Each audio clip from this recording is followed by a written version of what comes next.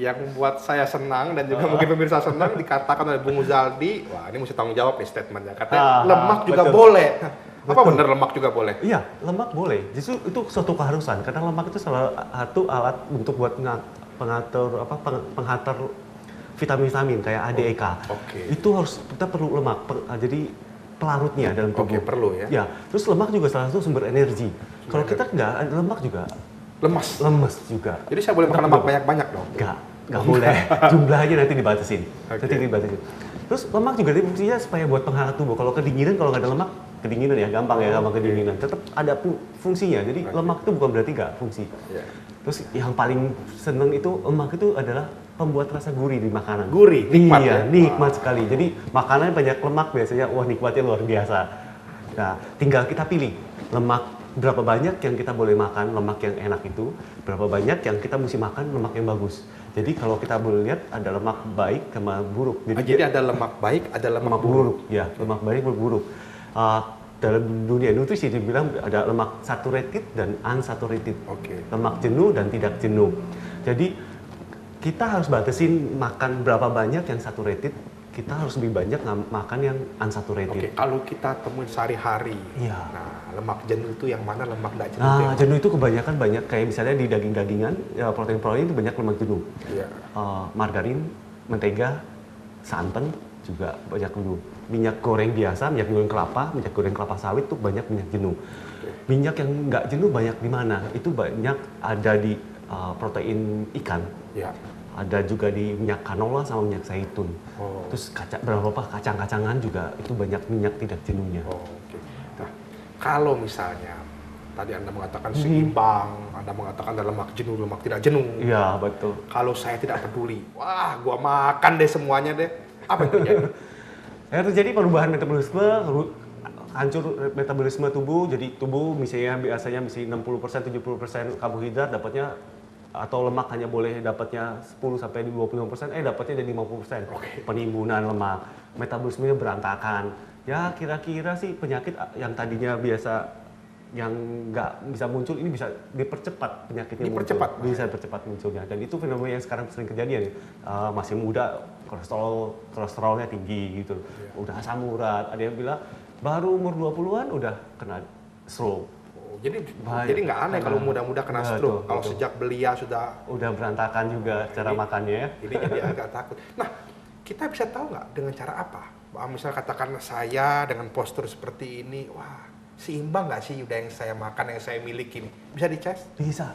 Kita bisa ngecek beberapa cara. Jadi satu, kita bisa lihat berat badannya, tinggi badannya, seimbang apa enggak. Atau juga bisa ada pengecekan. Alat yang paling canggih saat ini kita pakai Maton Bioscan. Ini menarik nih. Kira-kira kalau saya boleh dites? Boleh, ayo kita cek. Kita akan tes, mudah-mudahan ya masih balance lah, jangan nyimpang terlalu jauh, tapi kita cek aja. Untuk mengecek kita perlu suatu timbangan. Terus perlu ada pengetahuan ukur tinggi badan. Lalu pasien itu akan ditempel stiker di tangan dan di kaki. Pasien tertidur di ranjang, lalu akan ditempelkan stiker, lalu nanti akan dicek pakai alat ini, Maton Bioscan. Hal ini kita akan bisa dapat tahu protein, kita tahu kebugaran badan, kita tahu kadar garam, kita tahu cairan dalam tubuh, kita tahu juga kalsium, kita tahu ada fatty liver atau tidak. Kita bisa tahu juga, bisa ngelihat potasium dan banyak hal lain lagi.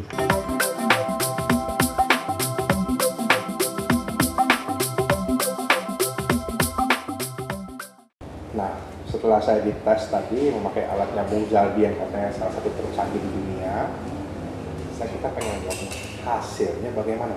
Apa hasilnya? Nah, sebelumnya gimana perasaan Pak Tito saat ini? Bugar, sehat? Bugar, sehat. Ya. Kebiasaan makannya apa sekarang? Kalau biasa makan yang kita cita nasional, makannya pertama yaitu favorit Padang food. Padang food, ya. Lalu setelah itu juga makanan impor, fried chicken. Oke, kita lihat ya.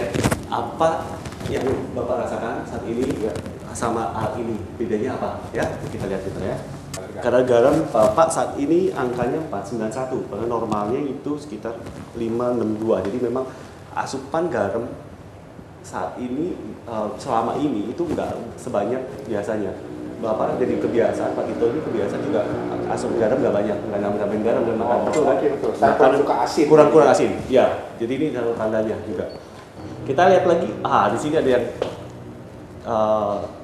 Pak Tito, kalau data di sini Pak Tito itu vitamin kebugaran sel, membran selnya itu kurang baik atau vitaminnya kurang, suplemen vitaminnya kurang. Pak Tito nggak makan tidak suplemen sama sekali ya. Lemaknya Pak Tito saat ini adalah 25,22 kg. Wah, artinya apa itu? Artinya dibandingkan sama normal seharusnya 11,8 kilo, artinya ada kelebihan 13,4 kilo. Artinya lagi kelebihan lemak berlebihan, artinya kemungkinan lemak ini bisa ada di tubuh, bisa juga ada kolesterol di badannya Bapak. Kalau seandainya lemak ini atau numbuhnya masih di perut, ya ada di samping aja. Ya. Kalau seandainya nimbuhnya nanti di jantung, serangan jantung. Waduh. Nimbuhnya nanti di otak, bisa stroke. Nimbuhnya di ginjal bisa. Jadi ternyata lemak itu nggak hanya di perut ya? Ya, nggak ada. Di mana-mana. Wah, ini kelebihan kita cukup parah kayaknya. Cukup parah. Dan ini harus diturunin. Kesimpulannya bagaimana? Kesimpulannya ada yang salah dengan pola makan? Ada yang salah. Jadi kesimpulannya satu, Bapak kurang makan sayuran, sama buah-buahan, jadi vitaminnya nggak masuk. Kedua, proteinnya cukup makan. Itu cukup. Proteinnya cukup. Jadi pola ini makan proteinnya cukup. Sayangnya intake lemaknya kelebihan nih. Kalau kita dari sini intake lemaknya kebanyakan. Nah, kalau saya berlanjut dengan pola makan seperti ini, apa sih ongkos atau harga yang mesti saya bayar? Ongkosnya lemak banyak, kolesterol tinggi. Kalau seandainya nanti sumbat di jantung, ya ongkosnya pasti besar sekali nanti kalau sakit jantung. Kalau sumbatnya di kepala, ongkosnya juga mahal sekali kalau kolesterol.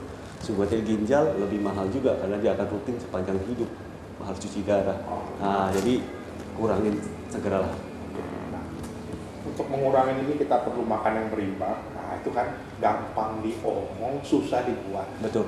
Kira-kira Bung Zaldi ada solusinya kan hal ini? Ada? Ada. Betul. Kita akan lihat apa solusinya.